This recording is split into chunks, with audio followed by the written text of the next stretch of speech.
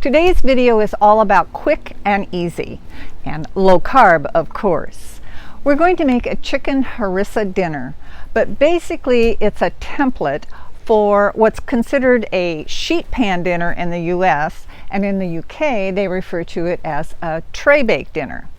Basically it's just taking your favorite protein, some vegetables, putting them on a sheet pan, sprinkling them with some oil and spices in the oven, and you're good to go.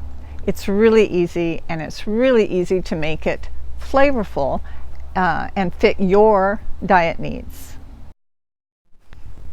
I'm Dorothy, by the way, and I am going to be referring to this dinner throughout the video as traybake, just because I thought it would be fun to try on European a little bit. So make sure and listen to the end for diet tips on your way to permanent sustainable fat loss. And now let's get cooking. All right, for a sheet pan or traybake dinner, the first thing you decide on is your protein. We're using chicken legs. Then you go for the veggies. So I'm using carrots, onions, peppers, and tomatoes. Just know that the dense things like carrots will cook right with the chicken.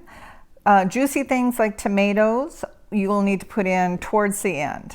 And then this is some cauliflower and the chicken. Once you've got all of that decided, then you bring out your oil and your spices. And today I'm going to test a powdered harissa spice against a harissa paste. And then of course you've got salt and pepper. Now preheat your oven to 400, and while that's heating up, let's chop up some of the veggies. Start with the dense ones first and just put them on the tray. I'm using carrots here.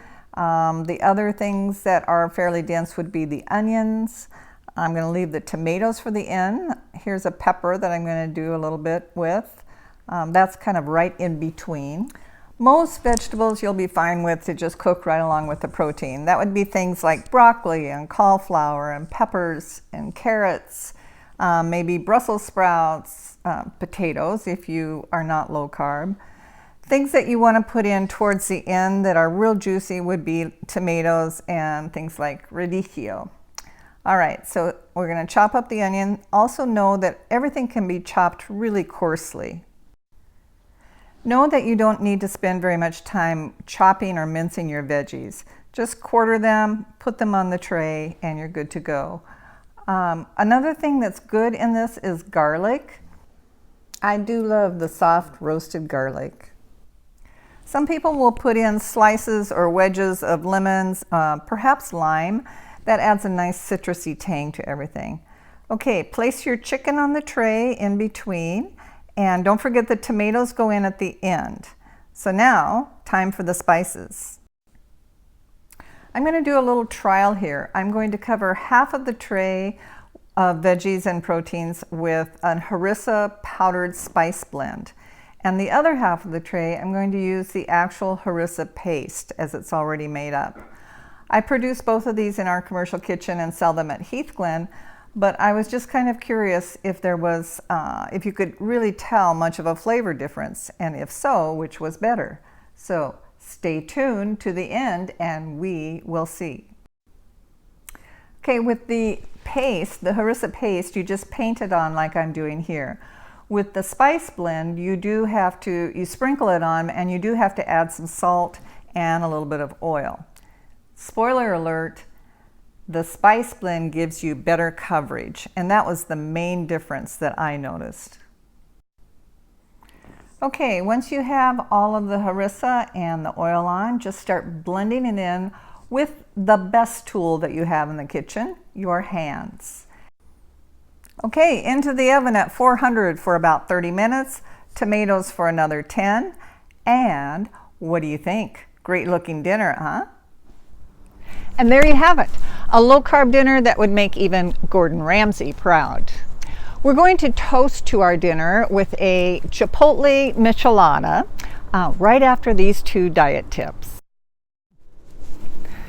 Tip number 1, take some time to get to know your spice blends. Spices can really enhance low carb dinners and give you that flavor boost that you just don't get with regular salt and pepper. You can go Mexican, Indian, Moroccan like the harissa, or any number of different ways. It's a great way to enhance low carb. Tip number 2, when you're choosing vegetables for a low carb diet, the best options are those veggies that grow above ground. This would be things like broccoli and cauliflower, and of course all of the greens. The vegetables that grow below ground, like potatoes and beets and parsnips, they tend to be more starchy. And then you've got your in-between veggies, and that would be things like carrots and peas and onions. And they do have more carbs and more sugar than the ones I mentioned previously, but they're still okay, and they do have important micronutrients and fiber.